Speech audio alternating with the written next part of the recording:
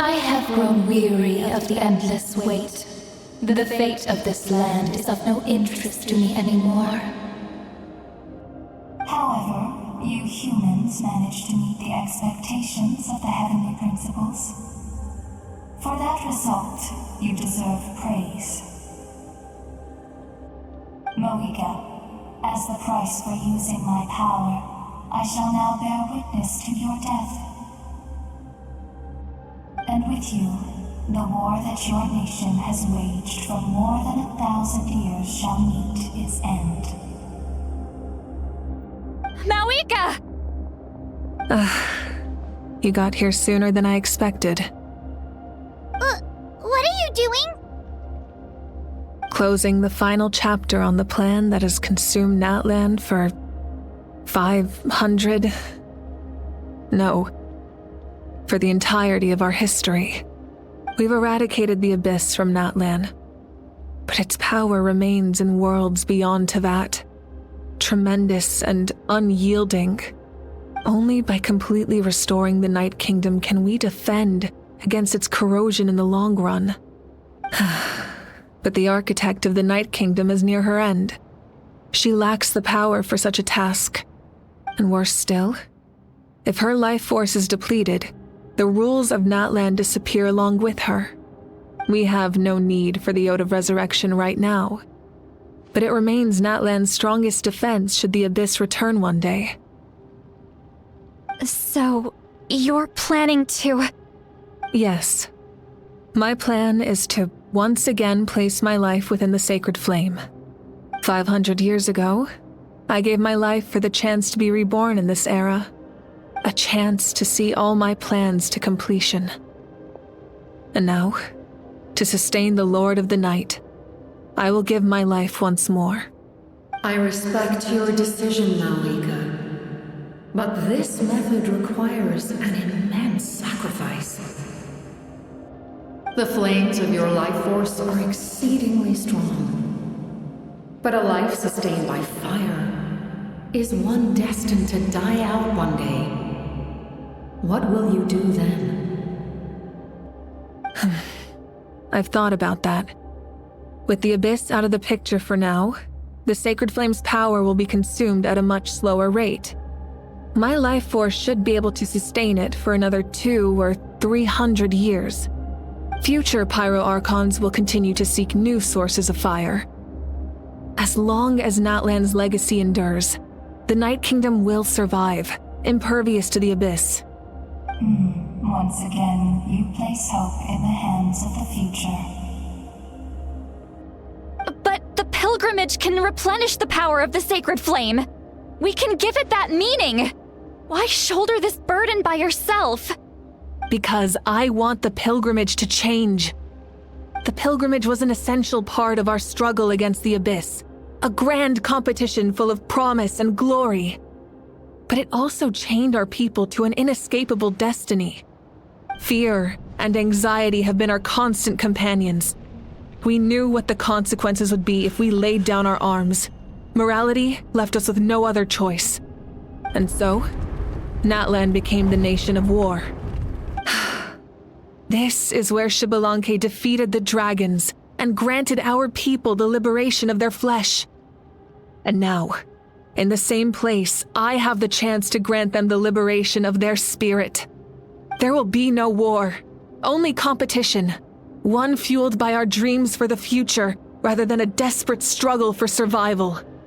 A new future deserves a new meaning, a chance to take a definitive step forward.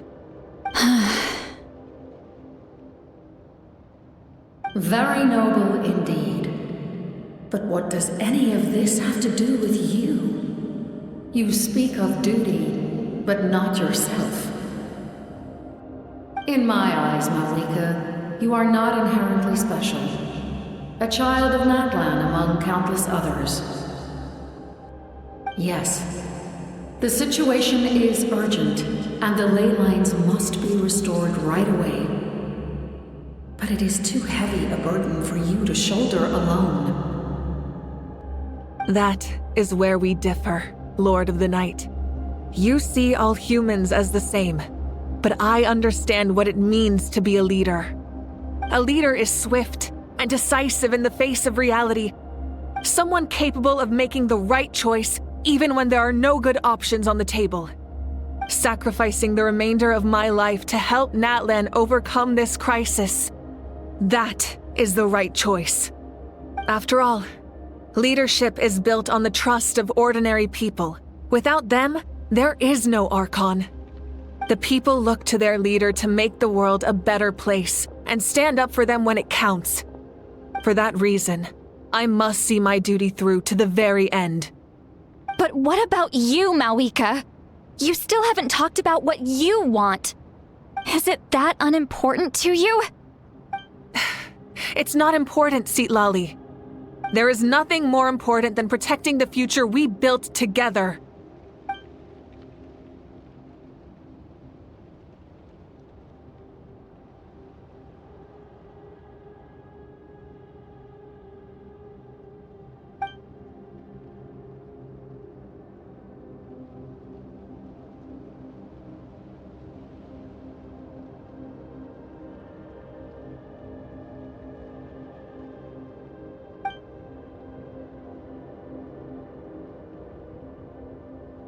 I shall accept Malika's sacrifice for the Lord of the Night as her death, and I will bear witness to the very end. Thus concludes the deal I made with Xbalanque several thousand years ago. Lord of the Night, you may now begin.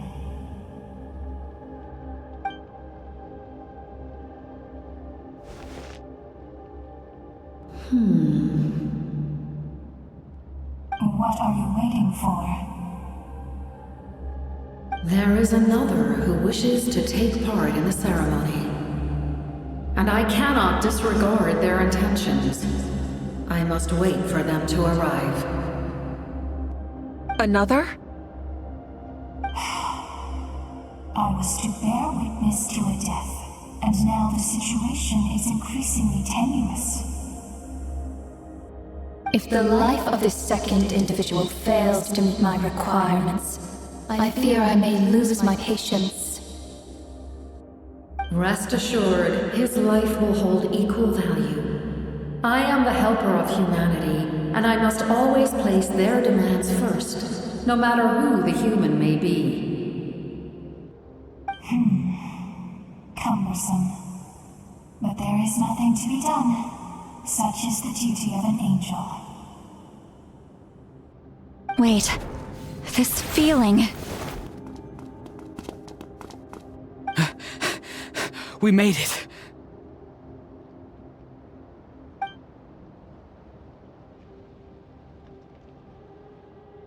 Thank you for showing me the way. The captain? The other individual you mentioned. It was him? Indeed. Like you, he carries many lofty ideals. Malika, I understand how you feel. And if I were an ordinary mortal, I would have no reason to stop you. But like you, I've been waiting for this day for too long, and I can offer a better solution. You created this new future, and you deserve to guide its direction. Your life should not end here. But death is the end I have been trying to reach all along. I have come this far to use my death to open the gates of the ley lines to my people. Your people? That's right. They have been with me for the past 500 years. But how? Carrying that many souls within you? There's no way you could keep your consciousness intact. Besides, you weren't affected by the source mechanism like I was. Do you still remember the voice that you heard? It came from my heart. With the help of technology from Conria, my heart was modified to convert memories and souls from the ley lines into knowledge. As a result, I became extremely sensitive to souls, and developed the ability to sense their presence, much like yourself. After encountering countless lost souls during the disaster 500 years ago, I forsook the capacity for knowledge granted by the modification, and used my heart as a vessel instead. The lives of my comrades, as well as many Natlanese, have been stored here ever since. And you want to send them home? Yes. The ley lines will not accept them.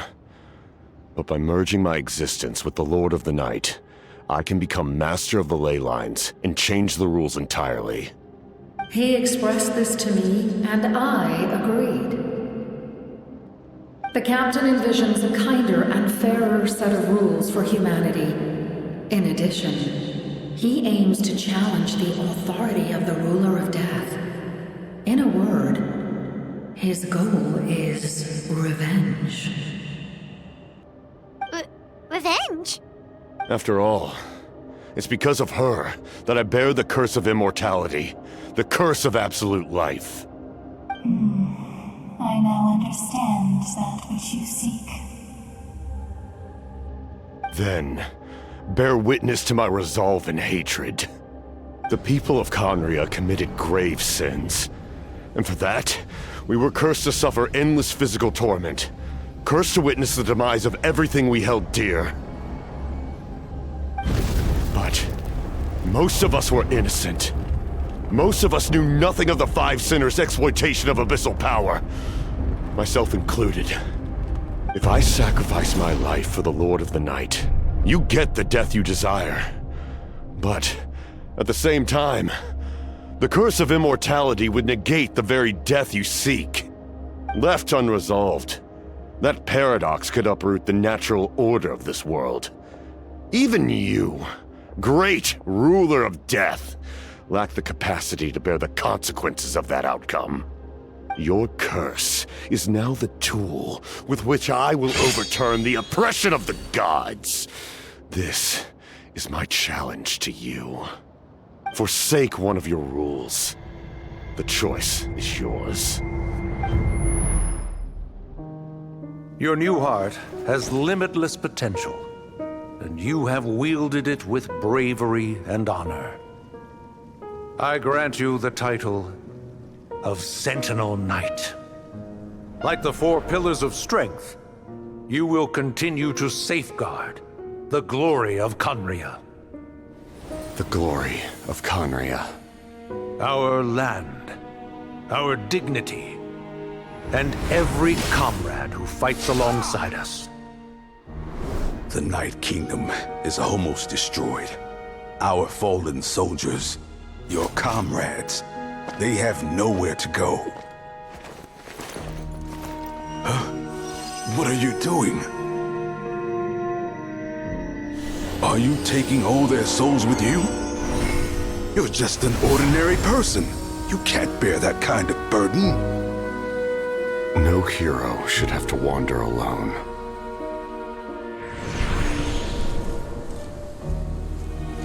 The curse of immortality. Using immortality to fight death. Using my rules against me.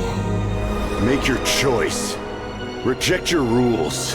Or allow me to trigger the paradox. The curse of immortality must stand. Use it to fulfill your final wish.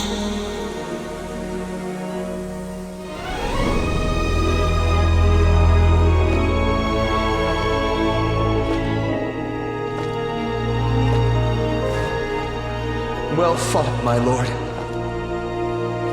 Thank you for everything.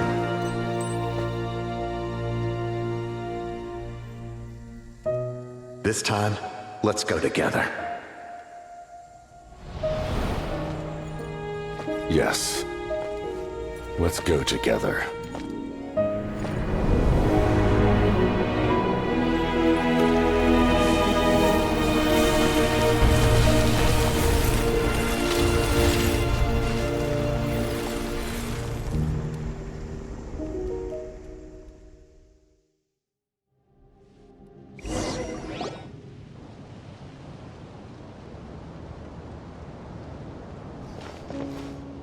The Captain The curse of immortality still exists.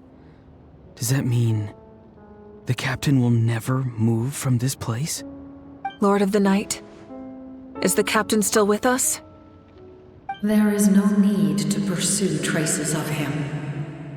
For those cursed with immortality, release from the mortal coil is the greatest form of peace.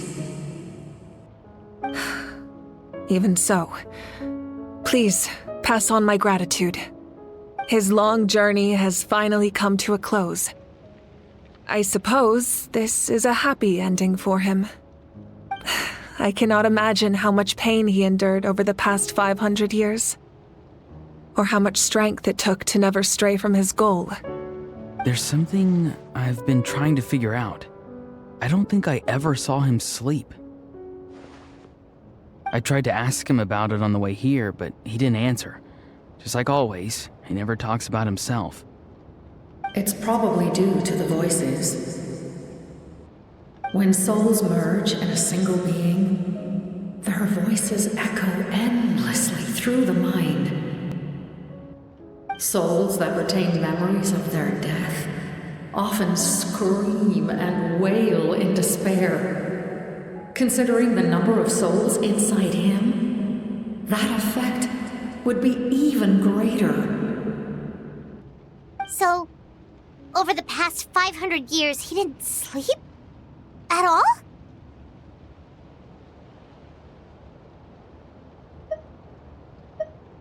Without experiencing the curse of immortality, we will never truly know his agony. But I can see why his hatred for the ruler of death was so strong. In the end, he used that immortality to his advantage, and granted the Lord of the Night eternal life by fusing his existence with hers. Well fought, Captain. You may wonder why the Night Kingdom, a land of souls, was unable to accept the souls adrift on the surface. The reason lies in the Heavenly Principle's modifications to the ley lines. The original purpose was to help counter the Abyss, and so their stability was paramount. But at one point in time, Natlan's ley lines were decimated. Even after reconstruction, the rules needed for the Ode of Resurrection made it impossible to reconnect the ley lines to other nations. That unique quality is precisely what drew the captain to Natlan. Did he try the same thing in other nations? Yes, but all those attempts ended in failure. He fought to save Natlan not only to defeat the Abyss, but because this is the only land where the souls within him could find salvation. We met not long ago to talk about that very possibility, and I confirmed the feasibility of his plan. I, too, recognized the need to change the rules of the ley lines. Not only for the souls that wander this land, but for the outlanders that may perish here in the future. In the eyes of the Heavenly Principles, that kind of change is extremely risky, if not impermissible. But, as an angel, I have a duty to serve humanity. Such is my mandate. Thank you for everything. See, Lolly, when I gave you the Pilgrim's Chronicle, I said something rather pessimistic to you. Do you remember? How many years of life are enough? 10? 100? I thought it made no difference. But now, I have the chance to live forever. I am immensely grateful to humanity for this gift, and I am deeply sorry I thought so little of it in the past. You don't need to thank us. You bear a heavy responsibility. Heavy? No. That responsibility is the purpose of my existence. Farewell, humans. Creators of miracles.